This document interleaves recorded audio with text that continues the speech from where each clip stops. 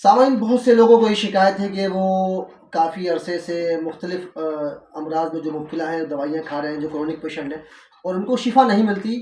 یا آپ یوں کہہ رہے ہیں کہ علاج ان کا ناکام ہوتا ہے۔ ایک ڈاکٹر کو چھوڑتے ہیں یا کسی حکیم کو چھوڑتے ہیں، دوسرے کے پاس جاتے ہیں، تیسرے کے پاس جاتے ہیں،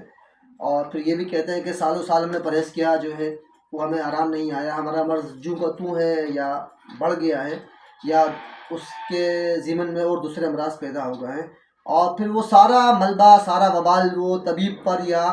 اگر وہ طب کے حوالے سے بات کرتے ہیں تو طب پر ڈالتے ہیں، اور نہیں تو پھر اگر وہ انگریزی دوائی یا ہومیوپیتھک جو بھی پیتھی کا استعمال کر رہے ہیں، وہ سارا الزام اس پیتھی کے اوپر ڈال دیتے ہیں۔ تو علاج میں ناکامی یا شفا نہ ملنا، ایک تو دوست کی دیکھیں بات کو سمجھیں، اس کی دو وجہ ہیں۔ دیکھیں، شفا من جانب اللہ ہے، اللہ چاہے گا تو شفا ہوگی، پہلی بات تو باحثیت مسلمان ہمیں اس پہ ایمان رکھنا چاہیے۔ دوسری بات کہ علاج کرنے والا اور کرانے والا، یعنی جو علاج طبیب مالک جو علاج کر رہا ہے، دوسرا مریض جس کا علاج کیا جا رہا ہے، وہ دونوں اپنے کام میں سچے ہوں، ٹھیک، اور پھر حکم الہی موجود ہو تو انسان کو شفا ملنا یقینی ہے۔ لیکن بعض اوقات جو زیادہ تر علاج میں ناکامی کا سبب بنتے ہیں، وہ اس میں کچھ قصوروار ہو سکتا ہے کہ ڈاکٹر بھی ہو، صحیح تشخیص نہ کی ہو، اس کی پرسکرپشن ڈائگنوز اور اس کی پرسکرپشن اس مریض کے حساب سے نہ ہو، اس نے اس کا غلط تشخیص کی ہو اور پرسکرپشن بھی اس کی غلط ہو، کوئی معالج ہے یا طبیب یا ہومیوپیتھک جو بھی یا ایکس وائی زیڈ، ان کی تشخیص صحیح نہ ہونا مریض کے صحیح نہ ہونے کا سبب بن سکتا ہے۔ اور دوسری وجہ یہ ہے کہ مریض اکثر شکایت کرتے ہیں، ہم نے اتنے لمبے عرصے اس میں قصوروار، میں نے جو اب عموماً دیکھا ہے، اس میں تقریباً زیادہ تر قصور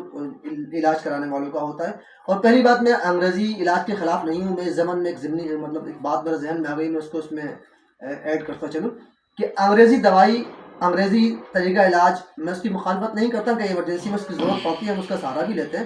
لیکن ہر چیز جو کرونک پیشنٹ ہے، جیسے آپ کا بلڈ پریشر ہے، شوگر ہے، کڈنی فیلئر ہے،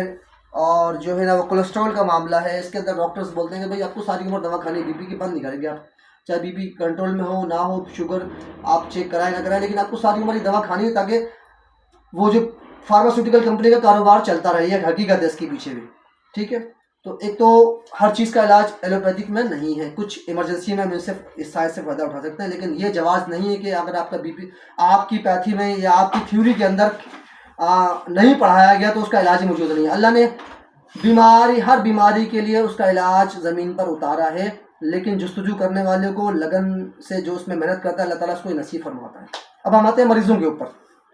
مریض کہتا ہے میں نے اتنے عرصے علاج کیا، 2 مہینہ 4 مہینہ پرہیز بھی کیا، لیکن مجھے آرام نہیں آیا۔ جو میرے تجربے میں بتائیے، جو میں نے اپنے اساتذہ کے پاس پیشنٹ کو دیکھا، جن کے طب میں کبھی مجھے موقع ملتا ہے میں جا کے بیٹھتا ہوں، تو مریض جو ہیں ان میں سے جب ان کی انویسٹیگیشن کی جاتی ہے تو مریض کیا کرتے ہیں کہ ہم نے ابھی 3 مہینے پرہیز کیا، ہمیں علاج نہیں، اپنی پیتھی چینج کریں، ڈاکٹر کے پاس جا رہے ہیں۔ اور ایسے شوگر کے پیشنٹ کو دیکھا 10 سال سے دوا کھا رہے ہیں، لیکن حکیم کے پاس سے 3 مہینے میں بھاگ جاتے ہیں، ہومیوپیتھک کے پاس سے 2 سے 4 مہینے میں بھاگ جاتے ہیں، علاج پرہیز کر کے تھک گئے۔ میرے بھائی آپ لوگ یہ تو بتائیں کہ آپ نے، اگر آپ کی عمر 40 سال ہے، اپنی زندگی کی 30 سال کھائے کیا، ٹھیک ہے، آپ نے، اگر آپ کی عمر 20 سال ہے تو اپنی زندگی کے 15 سال کھائے کیا، جو جس موقع پہ آگے بیماری ہوئی، بیماری کوئی ایسی نہیں ہوتی، یہ شوگر کوئی ایسا مرض نہیں ہے، کہتے ہیں خاموش قاتل، لیکن یہ ایک دم سے نہیں ہوتا، یہ ایک گریجولی، ایک مسلسل عمل کا نام ہے، جو آہستہ آہستہ یہ اپنی بیماری کو جسم میں اپنا مقام بناتا ہے۔ تو اس کے لیے دیکھیں، یہ ذہن میں رکھیں کہ اگر آپ نے 20 سال کوئی خوراک کھائی ہے، تب تو آپ نے نہیں بولا کہ میں نہیں کھایا ہے، آپ تو صرف یہ گنوائیں گے 3 مہینے میں نے پرہیز کیا، 3 مہینے پرہیز کچھ نہیں ہوتا۔ جو آپ کی باڈی کے اندر جو خون بن چکا ہے، جو انزائم بن چکے ہیں، جو آپ کے سیلز ڈیولپ ہو چکے ہیں، جو آپ نے 20 سال 15 سال 30 سال 40 سال جو خوراک کھائی ہے، بھائی اس کو تبدیل کرنے کے لیے کم سے کم 6 مہینہ سال بھر تو چاہیے۔ یہ کامن سینس کی بات ہے، اس میں کوئی جو نا وہ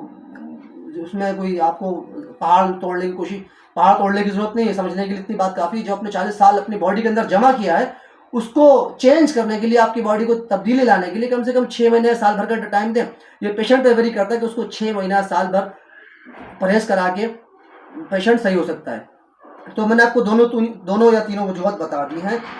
تو اس پہ مریضوں کو غور کرنا چاہیے۔ اور میری ایک صلاح ہے پیشنٹس کے لیے کہ، اور میرا یہ اصول، بلکہ طب یونانی کا یہ اصول ہے کہ آدمی کھا کے بیمار ہوتا ہے اور کھا کے ہی صحیح ہوگا۔ مطلب اگر آپ نے کوئی ایسی چیز کھائی جس کی جسم میں آپ کی زیادتی ہو گئی ہے اور اس کو تبدیل کرنے کے میں اس کے اگینسٹ خوراک دینی پڑتی ہے. پرہیز کا مطلب یہ نہیں کہ میں اس کو دلیا کھلاؤں گا, لوکی ابال کے کھلاؤں گا.